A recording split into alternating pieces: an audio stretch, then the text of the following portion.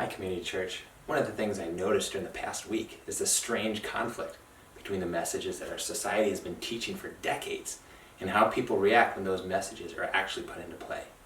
You know what I'm talking about. Do what feels right. You do you. You have to live your own life. Don't listen to the haters. Live your truth. These messages have been the bread and butter of the secular culture for years.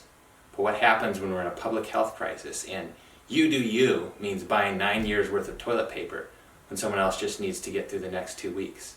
Or hoarding hand sanitizer and masks when the hospitals are running out? Young people packing out bars and clubs in open defiance of every expert begging people to stay in.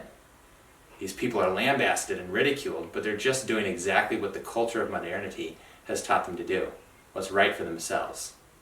Scripture teaches us something bigger and better. Things that are true and right are true for everybody, because what's true and right flows from who God is. In John 14, verses 6 and 7, Jesus himself says, "I am the way and the truth and the life. No one comes to the Father except through me. If you had known me, you would have known my Father also.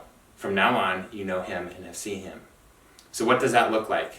Ephesians 5 says that Christ-like love is sacrificial love. And again in John 15:13, "Greater love has no one than this, that someone lay down his life for his friends."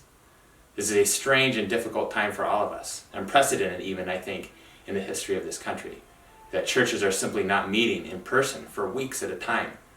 But even if we can't meet in person, we can still love like Jesus, giving sacrificially. What that looks like exactly is a bigger question than the time I have, but that's something to keep praying and thinking over in the weeks to come. Let's keep asking ourselves, how can we take this time to love our community like Christ?